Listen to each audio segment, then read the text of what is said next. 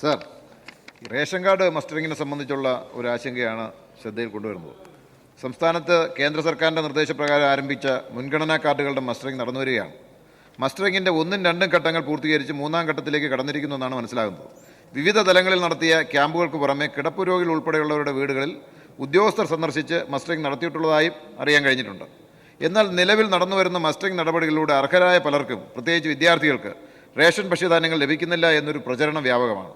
March 31 ശേഷം mustering നടപടികൾ പൂർത്തിയാക്കാത്തവർക്ക് ration ഭക്ഷ്യധാന്യങ്ങൾ നിഷേധിക്കപ്പെടുന്ന സാഹചര്യവും ഉണ്ടാകുമോ?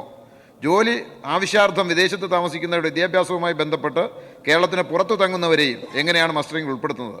മസ്റ്ററിംഗ് സമയബന്ധിതമായി നടത്താൻ കഴിഞ്ഞില്ലെങ്കിൽ അവരുടെ കാര്യത്തിൽ എന്ത് നടപടിയാണ് സ്വീകരിക്കാൻ ഉദ്ദേശിക്കുന്നത്? മസ്റ്ററിംഗ് പൂർത്തിയാക്കേണ്ട സമയപരിധി നീട്ടണമെന്ന് കേന്ദ്ര സർക്കാരിനോട് ആവശ്യപ്പെട്ടിട്ടുണ്ടോ? നിലവിൽ എത്ര ശതമാനം പേരുടെ മസ്റ്ററിംഗ് പൂർത്തിയാക്കിയിട്ടുണ്ട്? മസ്റ്ററിംഗ് നടത്തിയവർക്ക് റേഷൻ ഭക്ഷ്യധാന്യങ്ങൾ ലഭിക്കാത്ത സാഹചര്യമുണ്ടോ? അർഹരായ മുഴുവൻ പേർക്കും റേഷൻ ഭക്ഷ്യധാന്യങ്ങൾ ലഭിക്കുന്നതിന് മസ്റ്ററിംഗ് നടപടികൾ വിഘാതമാകരുത് എന്നാണ് അങ്ങയുടെ ശ്രദ്ധയിൽ.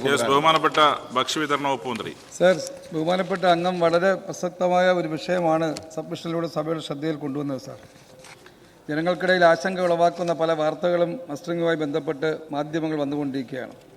അർഹരായ ഒരാൾക്ക് പോലും റേഷൻ ഭക്ഷ്യധാന്യങ്ങൾ നിഷേധിക്കാൻ പാടില്ല എന്നതാണ് സംസ്ഥാന സർക്കാരിൻ്റെ നിലപാടെന്ന കാര്യം ഞാൻ ഈ സഭയെ അറിയിക്കുകയാണ്. സാർ, മസ്റ്ററിങ്ങുമായി ബന്ധപ്പെട്ട് NRK സ്റ്റാറ്റസ് രേഖപ്പെടുത്തുന്നതിൽ എന്തെങ്കിലും തരത്തിലുള്ള പിഴവുകൾ സംഭവിച്ചിട്ടുണ്ടെങ്കിൽ ആയത് പരിഹരിച്ച് ഉടൻ തന്നെ റേഷൻ വിഹിതം പുനഃസ്ഥാപിച്ച് നൽകുന്നതിനുള്ള ക്രമീകരണം താലൂക്ക് തലത്തിൽ ഏർപ്പെടുത്തിയിട്ടുണ്ട്.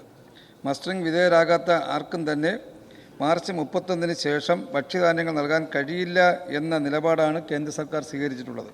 കേന്ദ്ര സർക്കാരിൻ്റെ കർശനമായ നിർദ്ദേശത്തിൻ്റെ അടിസ്ഥാനത്തിലാണ് 2024 സെപ്റ്റംബർ 18 മുതൽ കേരളത്തിൽ മസ്റ്ററിംഗ് നടപടികൾ ആരംഭിച്ചത്. 1ഉം 2ഉം ഘട്ടങ്ങൾ പിന്നിട്ട് മസ്റ്ററിംഗ് നടപടികൾ അന്തിമഘട്ടത്തിലാണ്. നാളിതുവരെ സർ 95.83% മുൻഗണനാ കാർഡ് അംഗങ്ങൾ മസ്റ്ററിംഗിന് വിധേയമായിട്ടുണ്ട്. ബാക്കി ടേബിൾ ചെയ്തോ? സർ, ബാക്കി ഉത്തരം ടേബിൾ ചെയ്തോ? ടേബിൾ ചെയ്തു.